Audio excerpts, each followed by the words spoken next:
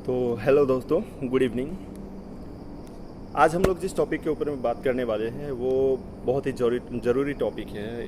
Basically जो freshers होते हैं उनका अक्सर ये सवाल रहता है कि जब हम मैनेजमेंट करने जाते हैं, टी इंडस्ट्री ज्वाइन करने के पहले जब हम मैनेजमेंट करते हैं तो मैनेजमेंट में कौन कौन से पेपर्स जो होते हैं वो हमें वहाँ पे पढ़ाए जाते हैं, कौन कौन सी पेपर्स मैनेजमेंट में जो सिलेबस है वो कंप्लीट की जाती है।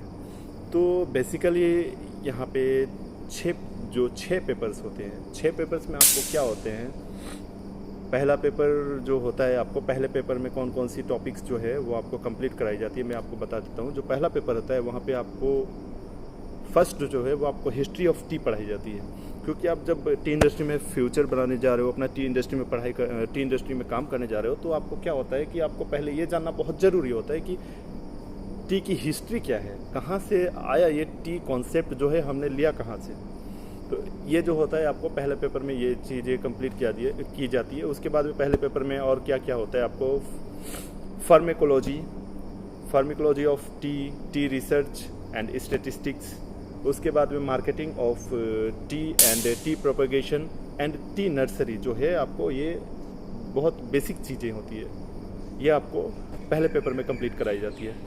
अब आ जाते हैं हम लोग सेकंड पेपर में। सेकंड पेपर जो होता है, सेकंड पेपर में आपको क्या कराया जाता है, सेकंड पेपर में आपको पढ़ाया जाता है कि जो यंग टी मैनेजमेंट है, यंग टी मैनेजमेंट के बारे में आपको सेकंड पेपर में समझाया जाता है। यंग टी मैनेजमेंट एक जो जब आप न्यू टी प्लांटेशन करते हो, अपने प्लांटेशन करे हो, वहाँ पे आपको जो चाय है, चाय का पौधा है, उसको प्लकिंग, जब आप प्लकिंग के लिए उसको रेडी कर रहे हो तो तब तक का जो प्रोसेस होता है, उस प्रोसेस में मतलब उस प्लांट के ऊपर में आपको क्या क्या ध्यान देनी चाहिए, कौन कौन सी चीज़ों का ख्याल रखना चाहिए, ये यंग टी मैनेजमेंट में आपको ये सारी चीज़ें कंप्लीट की जाती है। उसके बाद में pruning method, plucking method, mechanical harvesting and mechanical pruning, shade trees, drought management, ये सारी चीज़ें आपको यंग टी में ये सेकेंड पेपर में ये सारी चीज़ें कंप्लीट की जाती है। उसके बाद में जो थर्ड पेपर होता है, थर्ड पेपर में आपको क्या किया जाता है, उसमें सॉइल पीएच के बारे में आपको समझाया जाता है, क्योंकि आप जब आप प्लांटेशन करने जा रहे हो तो आपको आपका जो सॉइल है उसके बारे में जानना बहुत ज़रूरी होता है कि सॉइल का पीएच क्या है, एसिडिक की जो ये है सॉइल, मतलब आपका जो सॉइल है वो उपयुक्त है उस चीज़ के लिए कि आप वहाँ पे जब चाय लगा रहे हो, तो जब चाय लगा रहे हो आप वहाँ पे एक चाय का पौधा लगाने जा रहे हो, तो वो जो मिट्टी है वो मिट्टी आपको एक्चुअली में चाय के प्लांटेशन के लिए सही है नहीं है, वो सारी चीज़ें सॉइल टेस्टिंग जो है वो सॉइल साइंस के अंदर में कंप्लीट की जाती है। उसके बाद में थर्ड पेपर में और क्या क्या है आपको जो कंप्लीट किया जाता है, integration management, integrated nutrient management जो होता है, fertiliser programme, bio organic farming, drainage system and irrigation system, ये सारी चीज़ें आपको थर्ड पेपर में कंप्लीट की जाती है। उसके बाद फोर्थ पेपर आता है। फोर्थ पेपर में आप याद रखेंगे, फोर्थ पेपर जो है वहाँ पे आपको टी पेस्ट एंड डिजीज़ के बारे में पढ़ाया जाता है। जब आप चाय में काम कर रहे हो, प्लांटेशन के बारे में आप प्लांटर होने जा रहे हो, तो आपको ये जानना बहुत ज़रूरी होता है कि चाय के अंदर में कौन कौन सी बीमारी, कौन कौन सी पेस्ट डिजीज़ जो है वो उसको हार्म करते हैं, तो उन सारी चीज़ों से बचाना, इन सारी चीज़ों को रोकना। तो इन सारी चीज़ों के बारे में आपको किस तरीके से क्या करना होगा, अगर आपको कोई पेस्ट दिखता है, थ्रिप्स हो गया, हेलोपेल्टिस हो गया, या और भी कई तरीके की होती है, रेड स्पाइडर माइट्स होती है, तो इन सारी चीज़ों को आप किस तरीके से कंट्रोल करोगे।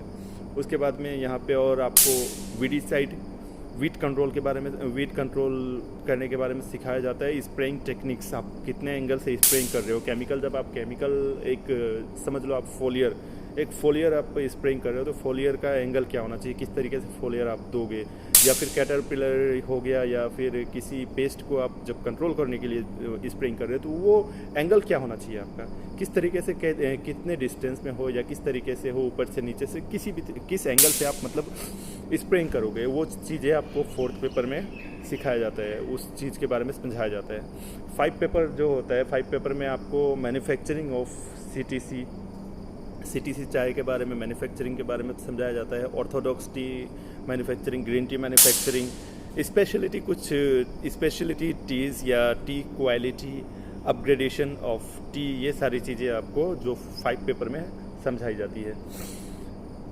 उसके बाद में टी केमिस्ट्री, टी बायोकेमिस्ट्री जो है आपको से एग्जांपल आप फर्मेंटिंग करते हो, फर्मेंटिंग के टाइम पे क्या होता है आपको ऑक्सीडेशन होता है। टी में भी कुछ कंपोनेंट्स होते हैं जो आप एप्पल खाए हो ना, तो एप्पल क्या होता है, एप्पल को जब आप काटते हो कुछ टाइम के बाद में वो रेड हो जाता है। क्यों होता है? उसमें ऑक्सीडाइजेशन होता है।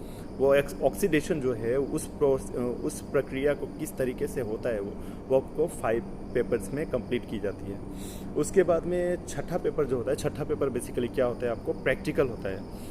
छठा पेपर प्रैक्टिकल के लिए आपको क्या करते हैं, जब आपका 5 पेपर थ्योरी जब कंप्लीट हो जाती है तो आपके कोर्स के एंडिंग टाइम पे आपको किसी भी टी इंडस्ट्री में आपको ऑफ कैंपस के लिए भेजा जाता है। ये आपको बेसिकली 1 महीना का भी होता है, 15 डेज़ के लिए भी आपको भेजा जाता है वहाँ पे। तो उसमें क्या होता है, आपको आपने 1 साल हो 2 साल हो जो भी आपने मैनेजमेंट में आपने पढ़ाई की है, स्टडी की है, उस चीज़ को आप वहाँ पे अब विजुअली प्रैक्टिकली उस चीज़ को आप टैली करते हो। तो उससे क्या होता है, आपको जब आप टैली करते हो, जैसे आपने सीटीसी के बारे में यहाँ पे थ्योरी पढ़ चुके हो, थ्योरी पढ़ने के बाद में आप जब प्रैक्टिकली उस चीज़ को देखोगे तो वो चीज़ आपके दिमाग में बैठता है। वो बहुत ही इम्पोर्टेंट पार्ट होता है जो आपका प्रैक्टिकल होता है। उसके बाद में ये आपका 1 महीने का जो ऑफ कैंपस होता है ये कंप्लीट करते हो आप। तो इस दौरान आपको जितने भी फूडिंग होता है आपका शेल्टर का और रहने का, खाने का, पीने का, सब कुछ आपको कंपनी प्रोवाइड करता है जहाँ पे आप ऑफ कैंपस के लिए जाते हो। उसके बाद में आप 1 महीने के बाद में प्रैक्टिकल आपको जो आपने देखा, जो सीखा इतने टाइम, उसके एक प्रोजेक्ट बनाना होता है। प्रोजेक्ट आप बनाते हो, उसके बाद में प्रोजेक्ट आप अपने इंस्टीट्यूट में, कोचिंग सेंटर में आप जमा करते हो, वहाँ पे एक प्रोजेक्ट सबमिट करते हो। ये आपका छठा पेपर होता है। तो उम्मीद करता हूँ आपको सारी जो मैनेजमेंट की जो टॉपिक्स हैं, जो पेपर्स के बारे में हैं, वो मैं आपको समझा पाया हूँ। अब रहा बात की जो आप किस तरीके से करोगे, कहाँ आपको कोचिंग करना चाहिए, तो मेरी जो लास्ट वीडियो थी, मैंने जो पिछला वीडियो डाला था, वहाँ पे सब कुछ डिटेल्स आपको डिस्क्रिप्शन में दिया हुआ है। आप वहाँ से देख सकते हो उस चीज़ को, वहाँ से आप कॉन्टैक्ट नंबर ले सकते हो। मैं किसी एक पर्टिकुलर कोचिंग के बारे में या पर्टिकुलर किसी बंदे के बारे में यहाँ पे बात नहीं करने वाला कि आप वहाँ पे कर लो।